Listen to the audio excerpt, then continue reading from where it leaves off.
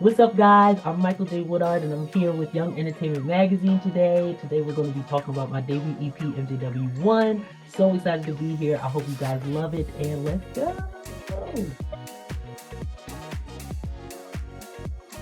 For those who maybe haven't heard, how would you describe your music? Oh my gosh, I would describe it being hopefully barrier breaking. I would describe it being loving. Get ready, Morgan. This may be a long answer. No, go for it. Loving, vibrant, um, everything you may need, healing, and fun.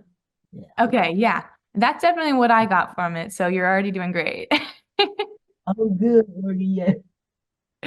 Well, congrats on the new release. We call it Thank MJW1. Is it? And it's coming you. out what, like tomorrow? Like tonight, technically, Okay. tonight, what? But we say Friday, right? So Right. yeah, we say Music tomorrow. Friday. Yeah, yeah. Absolutely. Is there an overarching theme on that project that you want to like address? I do, Morgan. I think that the thing would be introductory. I think that it would be um get to know who Michael is as an artist and get to see what he's been doing since he started the journey of being signed. So I think that when I say introductory, there's introducing elements of who I am, some of the elements that make me an artist, that you'll hear in it, whether it's the vocal production or the vibe, like the vibrance that comes along with the tracks and the joy that you may feel from them. They're elements to me. So it's just introductory. Hence the name MJW1. Absolutely. Do you have a favorite song off of the project? Yes, Morgan, I do. I was just access, so I should be able to just spit it right out. I don't know why I have to think about this again. Good. But I would say that it's Trouble and Hymns are probably my top two.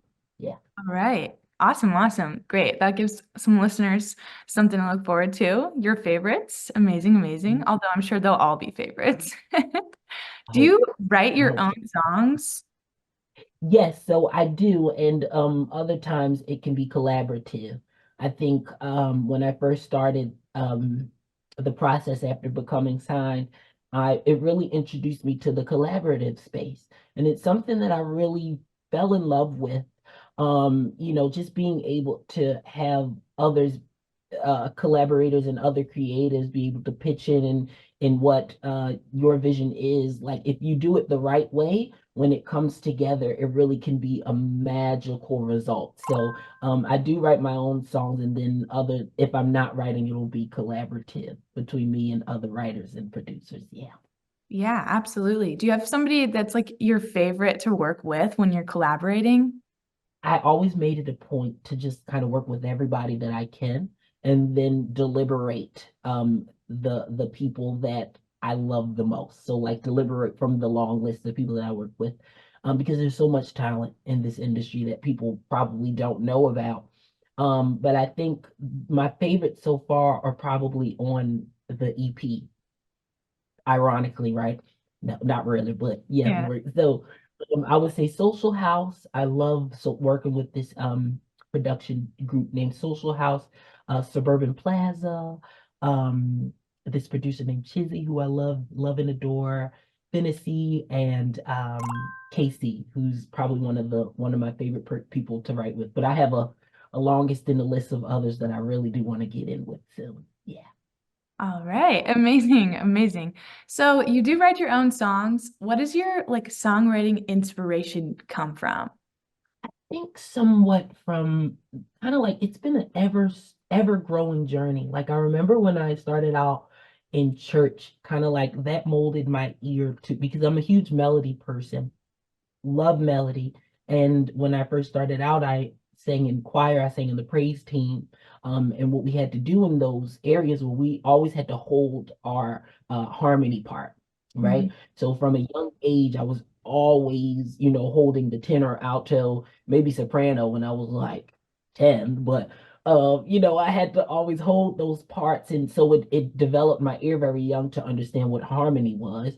And going forward, I got introduced to artists like Brandy and then Coldplay, and then the Beatles, who I absolutely adore. Even SZA, like when I went into college, like she was just like the songwriting and what she really created in terms of kind of just her structure. I think a lot of people gravitated towards that.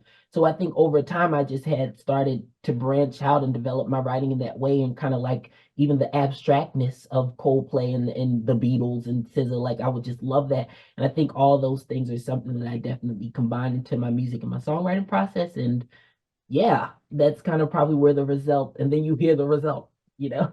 Yeah. Absolutely. You're like a culmination of all of that. That's awesome. It's beautiful. Love Yeah. it. Yeah, Okay. Lord, yeah. I noticed that you've done some voice acting too. What's it like Yeah. being on Arlo the Alligator Boy? Oh, Morgan, this is the first time I've been asked about this week, but which is amazing because I've been waiting, Morgan. I've been waiting. Oh my gosh. So I'm super grateful for Arlo and kind of like the process with creating the whole, not me creating the whole thing, of course, but being able to play the lead role in that and being able to embody Arlo as a character. Oh, it's taught me so much in terms of and giving me a new love for voice acting as well, because that was my first voice acting project that I had done. So it definitely just created this new love for it, and being able to make the connections that I did and the friendships from the whole creative team who were amazing the whole process through and through. It's been an amazing experience, and being able to also incorporate music in it too. I think a lot of people heard me musically through that, and some they're still streaming like the songs and things like that, and it's something I'm completely grateful for. So yeah. Can we expect any more voice acting in the future? I want to. I do really want to. You know, I can't go there, so I have to, you Okay, got to be no quiet problem. about things. No, but I do want to, and so yeah, for sure, expect more from me, and I do want to make a soundtrack. Like I want to do a plethora of soundtracks for movies, because that process is really just, oh my gosh, it's made me excited about being able to do that. Like an Oscars on the horizon one day. Like I just, yeah, the whole movie making process, is something that I just want to get into more. Yeah. Amazing. We're looking forward to it then. What's your favorite non-musical activity to do then? My favorite, oh gosh, I want to say eat, but That's oh, great. but I just love to explore. I love to travel. I live in California, so there are a lot of things to see and do here. And I think the time that I am not creating music, I love to just be out and about.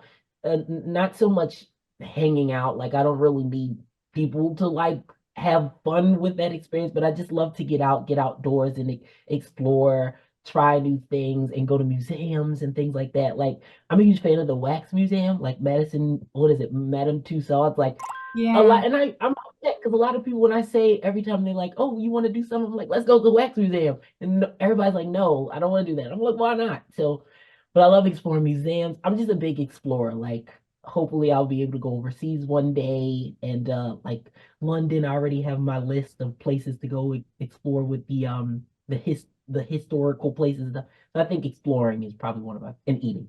No, those are both really, really good answers. I can totally What about relate. you? Do you tend to write or play happy, upbeat songs, or do you kind of gravitate towards the slow and sultry? I write a lot about heartbreak, and I think I need to get out of that spectrum. I don't know why I do it, but unfortunately, a lot of people do go through that, especially my generation. Like these kids are like 16 and 17 saying that I'm never going to find love again. I'm like, let's wake it up. Yes, you will.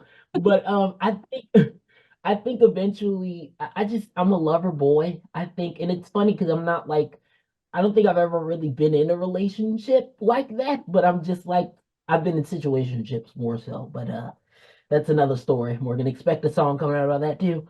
All right, But all right.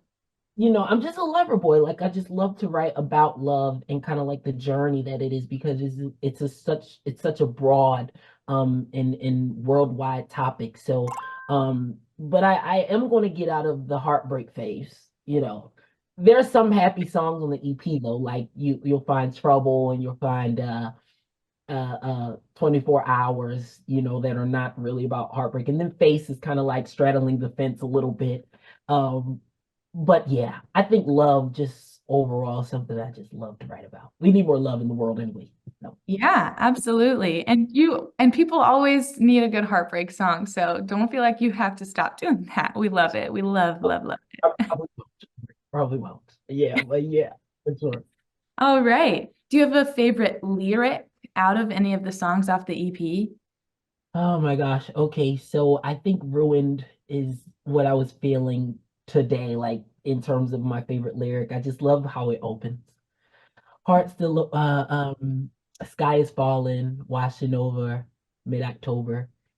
Maybe next month I'll get over the idea of losing things I'm not supposed to. I think opening a song with that lyric is just, I know it makes you want to tear up right now working, but opening a song with that lyric to me was just so bold. It was so I some people may not say that, but just like being able to describe the imagery and being able to open up the song, not saying that I'm heartbroken yet, but being able to paint the picture of where I am makes the heartbroken stance so much more like open and broad because just saying that it's mid-October and I'm still like thinking about that person, but not saying it, but saying it, you know what I mean, is something that it made it theatrical and kind of like just epic to me. So I think that lyric, that line is something that really resonated with me. Like as soon as you asked me a question, I was like, that's the one. So yeah, I would Yeah. say that. Yeah, Yeah. that's very well written, very beautiful line. Love it. I love it. And I love that song too. So I'm glad you picked that one. That's definitely a favorite over here. Oh, Okay. thank you, Morgan. I'm glad you love it. Oh yeah. Okay, you were on American Idol, yes? Yeah. Okay. Did you take away any major lessons from that while you were on the show? 100%, 100%. It really is an experience that you can't pay for that type of experience and lessons because it shows you what it's like, behind the scenes, before you even make it. You know what I mean? It just shows you what that process will be like, when you do so. So I think I'm just grateful for it. I'm just grateful for that whole process and being able to make the connections that I've made and being able to gain an amazing mentor like Katy, you know what I mean? From that is something that I'm extremely grateful for. It's truly changed my life, and I'm just I know I said it before, but I'm just grateful for American Idol, truly. Yeah. Yeah, absolutely. Okay. What's your favorite part about making music? Do you like the creative side or the performance side better? Oh my gosh, I don't know, Morgan, if it's a part that I like better, but I will say that they both go hand in hand. Really, I think they both have special elements of what makes them so lovable from an artist's perspective. The creative side is something that can be used as therapy. It's something that you can just do because you love it, which is my resource really is just something I just love to do, being able to create. It's actually having this conversation is just getting me excited about going back into the studio. I think week after next is when I kind of started back up. We're in the rollout process right now, so I haven't really tapped back in lately, but I'm excited to start it up again because it's really a special experience. It really is, and it's something that you really can't almost describe, like you can describe it, but it's really special to me because I'm very passionate about the creative process. So something I'm grateful to have and something that I am all into when I do create. And then the performance side is something really special to me because I love to perform. Like I think a lot of people were introduced to me through that performance aspect, like an American Idol. And then it's something I get to share with my fans in the physical, which I'm excited and I love that aspect of it. So I wouldn't say I like anyone better. I think that they are both equally amazing in their own right. Yeah. Yeah, great answer. Yeah. I love it, love it, love it. Oh, Okay, thank got a you. couple more questions for you, and then I'll let you get back to your day. But I was No. wondering what your favorite song is right now. Oh my gosh, where's my phone? Because I want to give you a good answer. Yeah, Where absolutely. where's my phone? I'm going through a lot of if you listen to the project, you can definitely tell that I'm influenced by early 2010s R&B and B and pop. So I've been going through a spectrum of just listening to other R&B and pop males that have kind of like, which is something that I've done kind of inevitably on my journey, but now I'm just like studying. Like I'm just going through like Jay Holiday and Mario and John Legend and people like that. Um, so I would say like what's been on repeat for me. Yeah. Uh, gosh, I wish I could give you like the right answer because I'm a fan of listening to music outside, but I'll say Jay Holiday. He has an album called let me see. I have my laptop right next to me working. This is how you know I love music. I'm trying to give you Hey. round two. I've been going through this album by Jay Holiday called Round Two. And I think sounds like that is what you're going to just like tapping into that R&B source a little bit more is something that I'm going to be tapping into that you'll be hearing a lot from me in the future too. And I have My World by Justin Bieber in here too for some. I'm like, what? I've been listening to that too. Like, so it's a lot. Oh, I have the Fame Monster in here, and then there's some Usher. Yeah, so a lot of that. Do you remember Ride by Somo? Yes, Yeah, yes. I've been listening to that too for some. I don't know why, but yes, that All too. right. Yeah. That those are all really good. And I am a Justin Bieber girl at heart, so My World Never is say very never. near and dear to me. Yeah. So I love it. I love it. Okay, those are great. That's great answers. Very good insight too. What's been the most challenging part of your career, if any, and how did you overcome it? Oh my gosh. Let me see. Ooh, I may need therapy after this answer. No, I'm joking. Oh my gosh. The waiting aspect. The waiting aspect. I think because I've been doing it for so long, Morgan, you know what I mean? So moments like these are really special, because when you're in the middle of it, you don't really get time to internalize things, and really say, wow, like I'm here. Like I'm signed to a label that supports me creatively. I'm releasing a project tonight. You don't really internalize those moments. And I think things have been moving so quickly, and there's a lot of work that goes in behind the scenes. Like yesterday, I was having a conversation. I was like, oh my God, like the record comes out tomorrow. Like this is crazy. Like what is happening right now? Like trouble and ruin and face are out. Like this is so I think just that period of the rejection phase and the waiting period and stuff were probably some of the most challenging in my life because when you love music the way that I do, when you are a dreamer like I am,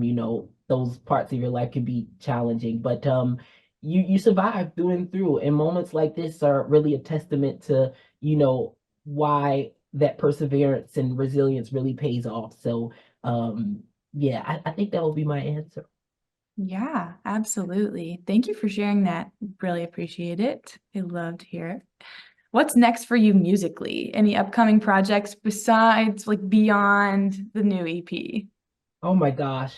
I think it's time. It's just time to just it's just time. And that's kind of like the sentiment that comes to my mind when I'm asked about just new things musically. I want to do another EP after this one. And I think with this EP, the reason why it's so special is because this is the introductory period for me. This is, you know, the some of the elements that make me who I am, as an artist and what I've been doing when people weren't hearing a lot of music from me. Like I've been putting out singles since 2021 and I hadn't put out a project yet. So I think when you put out that body of work, that is the package that you're presenting to the world saying that this is me. And I think that's why I'm naming it MJW1 because it's a sentiment to that. Like, this is me. Hi, nice to meet you. And here are some of the things that, again, make represent who I am as an artist. And now I think going forward, it's more so about people learning where I am almost in the present tense. Like, when I do put out my next EP, hopefully in the early summer, when I do put out my next EP, you're going to hear what I created next week. You're going to hear what I created next month. You know what I mean? So it's really time to just explore and be open and I didn't mean for this to be as lengthy as it is, but I'm just excited, Morgan. And Yeah. then, even making this first EP, it put it into perspective for me, another part of my artistry, which is being like an albums artist. You know what I Mm. mean? Because I put my all into every single song. Like I'm not just making the single. No, I'm making the album. I'm making the EP. So as much as you love Trouble, as much as you love Ruined, as much as you love Face, I want you to love Hymns, 24 Hours, and Anti You. You know what I mean? So it's just time. It's going to be fun. It's going to be a good year. Yeah. Yeah. I will hit the last little question, but is there any last things about Michael J. Woodard that you want people to know? Michael J. Woodard puts his heart into everything he does, and the music that's out, the music that is coming out is going to be a special thing that you don't want to miss. You just don't want to miss it. I just hope that people are hopping on my train. You know what I mean? And I hope what I'm putting out tonight makes them excited for what it is in the present tense of what I'm putting out, and even more excited for the things that I'm going to be putting out in the future. Um, Michael J. Woodard loves his fans. He values his fans. He loves his supporters very much. And he's just excited. He's just excited for the future. And he Yeah. can't wait to perform at Coachella. Oh, yay! That'd be crazy. Would love to be on that bill. Yeah. But yeah. Amazing, amazing. Well, thank you so much again for hanging out with us. Oh, of course, Morgan. I had the time of my life. I hope that you love the project, and hope we get to do it again in the future.